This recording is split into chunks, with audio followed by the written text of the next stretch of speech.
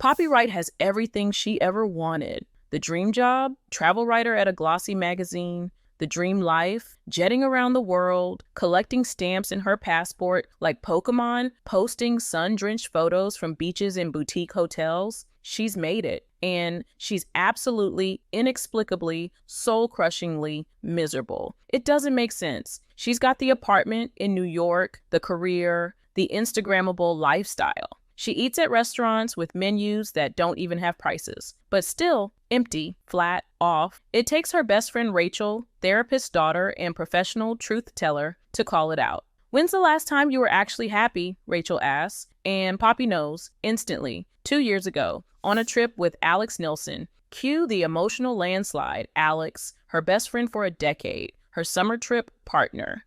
The calm to her chaos, the peanut butter to her existential crisis, and the one person she hasn't spoken to in 2 years. Because 2 years ago, something happened. Something big enough to blow up 12 years of friendship like it was nothing. And since then, silence. Just a gaping Alex-shaped hole in her life. But now she can't stop thinking about him, not the curated social media version of their trips. The real stuff. The sweaty, hilarious, beautiful mess of it all. The way she used to laugh so hard with him, she'd choke on her iced coffee. If that was the last time she was truly happy, then maybe, just maybe, the only way forward is back. But can you really reach out after 2 years of silence? Can you fix something when you're the one who broke it? Poppy opens her phone and types one word, "Hey." So, a little backstory. Poppy meets Alex 12 summers ago during college orientation at the University of Chicago. They're from the same part of Ohio, different sides of Linfield, but miles apart in everything else. He's tall, serious, cardigan core. She's loud, allergic to silence, and desperately searching for the party. They talk once, it's awkward, end of story. Except freshman year ends and both need a ride home. Cue the world's most uncomfortable carpool. At first, it's 4 hours of pure torture. Alex wants silence. Poppy wants Beyonce. But somewhere in the middle of Indiana, she cranks the radio, he starts singing off-key, and suddenly they're howling lyrics like idiots and planning next summer's karaoke night. A truce is born. That summer, they take their first trip, a shoestring budget adventure to Vancouver Island. They stay in the wrong part of town, eat the same 3 meals for a week, and nearly die of boredom in a retirement village. It's perfect. The summer trip becomes their thing. Every year, no matter where life takes them, they reunite for one chaotic, beautiful vacation. And year after year, they get closer. Poppy tells him things she's never said out loud, about growing up weird and too much in a town that wanted quiet, pretty girls. Alex talks about losing his mom when he was 6, about raising 3 younger brothers while his dad disappeared into his own grief. Together, they're safe. It's not a crush, it's not a romance, it's something else entirely. Something better, right? But things start to shift. On the plane to San Francisco, Alex is terrified of flying, and Poppy grabs his hand. It's meant to calm him down. So why is her heart racing? In New Orleans, dancing drunk in the street, she wonders what it would be like if they kissed. In Nashville, her mom gives her a box of condoms just in case, and Poppy practically throws it across the room in horror. Alex jokes, Poppy laughs too loud.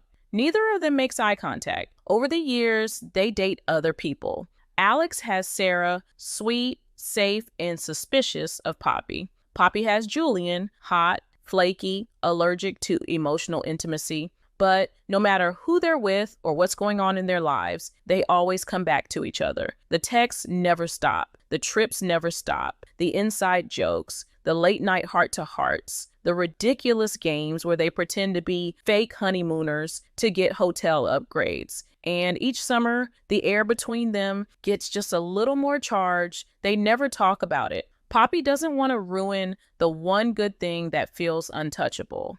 But the truth is, the line between friendship and love, it's been blurry for years.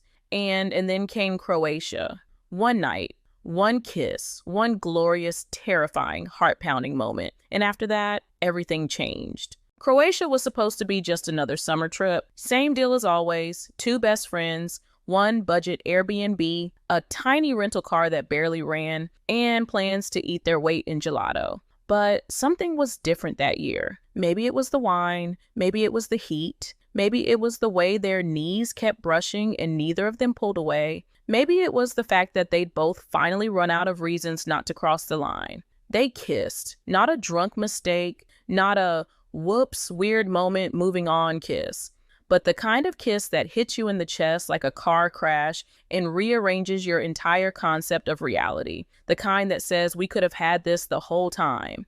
And then nothing, no conversation, no emotional debrief, just quiet. And then distance. And then two people too afraid to ask what the kiss meant. Poppy thought Alex regretted it. Alex thought Poppy regretted it. Neither one said a word. By the time they got on the plane home, the silence between them had hardened into something solid and cold. They never took another trip. They never called. They never fought. They just stopped. 2 years passed, and yet, even with all that space, neither of them moved on. Not really, because the worst part wasn't the kiss. It was what the kiss cost them. 12 years of friendship, of trust, of knowing someone better than you know yourself, of being known. Poppy tried to bury it, threw herself into her job, flew to new countries, filled the void with work and pictures and people who didn't know what she'd lost. But the thing about losing your person, you notice it every time something good happens, every time something bad happens, every time you're laughing, and it doesn't quite reach your chest the way it used to. Croatia was the beginning of the end. Or maybe, just maybe, it was the start of something else. 2 years of silence. But when Poppy sends that one little text, "Hey," Alex replies within seconds. Not a paragraph, not a novel, just enough. Like a door cracked open, waiting to see if she'll walk through it. So she does. She invites him on one more trip. It's a little casual, totally nonchalant, definitely not desperate or soul-searchy or trying to reverse a heartbreak that's been rotting quietly for 2 years. Just, a little Palm Springs getaway before his brother David's wedding. And somehow, Alex says yes. Poppy books the flights, reserves the Airbnb, pitches it to her boss to see if she can get it covered as work. Nope. Denied. She doesn't care. She's paying out of pocket. This isn't a job. This is a mission. When they finally reunite at the airport, it's weird, sweet, familiar, but also weird. He smells the same, smiles the same, feels like home, except now home has 100 unspoken things sitting between them like luggage no one wants to unpack. The Airbnb is a sauna. The AC is busted. The shower is complicated. The bed situation, one mattress and a fold-out chair. Poppy pretends it's fine. She'll take the floor, she says. Alex insists on the chair. They argue like old times, only now there's the added thrill of imagining what it'd be like to fall into bed together and never get out. They go out. They wander. They sweat. She tries to recapture the vibe of their old trips, games, roadside attractions, zoo visits, pretending to be a newlywed couple again just for kicks, but it doesn't work. Not really. They've both changed, and pretending they haven't just makes it worse.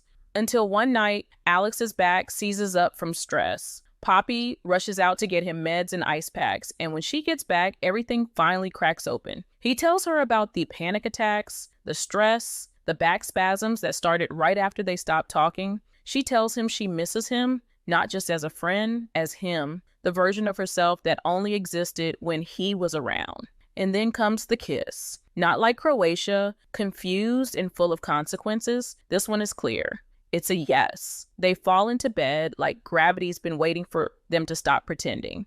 It's messy and hot and overdue in every way. The next morning, nothing explodes. No guilt or awkward silence, just them.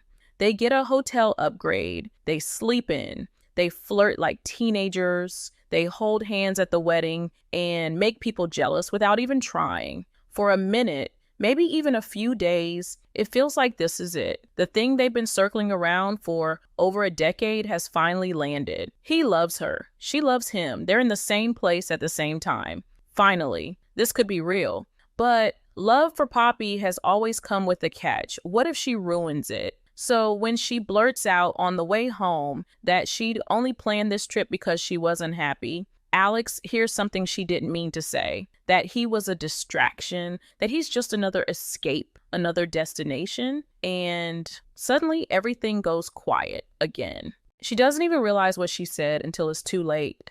I was just unhappy, she tells him. Simple, honest, true. But the moment the words leave her mouth, she sees the look on his face change. Alex, the one who held her when she was sick, who kissed her like it meant something, who made her believe they could finally be something real, he thinks he was just her vacation from misery. And just like that, he's gone again. Not physically, but gone. He shuts down, puts the walls back up, tells her maybe they should take some time. Again. This time it hurts worse because she knows what she's losing, because they had it and she let it slip through her fingers. Back in New York, everything feels louder, lonelier, more hollow than before. Poppy, the girl who built her whole life around running, from home, from boredom, from roots, from feelings, finally stops and she goes to therapy. It's not some magical fix-it montage. It's slow, awkward, humbling. But it works. She starts to unpack why she's always been afraid of choosing one place, one person, one life. Why she kept Alex in a little vacation-shaped box all those years. Why she let fear talk louder than love. And the truth is simple. She's not unhappy because she stopped traveling. She's unhappy because she stopped going where she belonged. And Alex, that was always the destination. So this time, she doesn't wait for a sign or a text or the universe to throw them together again. She packs a bag and she goes back to Linfield. She shows up in Linfield without a plan. No grand gesture, no cue cards or boombox or rom-com rainstorm. Just Poppy, standing on his doorstep, hoping he answers. Alex opens the door like he's been holding his breath since Palm Springs. And for a minute, they're just two people staring at each other. Him, afraid to hope. Her, afraid it's too late. She tells him the truth, that she's always loved him, that she was scared, that she thought if she kept their love contained to 1 week a year, it couldn't fall apart. But she was wrong. It still did. And now she wants to try for something messier, realer, harder, a life. He listens, then quietly tells her his truth. He didn't think he deserved happiness.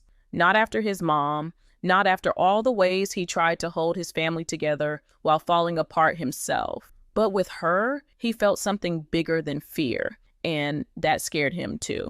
Then, finally, he smiles. The old Alex smile, the one that crinkles at the corners and says, "You're safe here." They don't have all the answers. They don't know if it's New York or Linfield or somewhere in between, but they choose each other. And for the first time, it's not a vacation. It's home.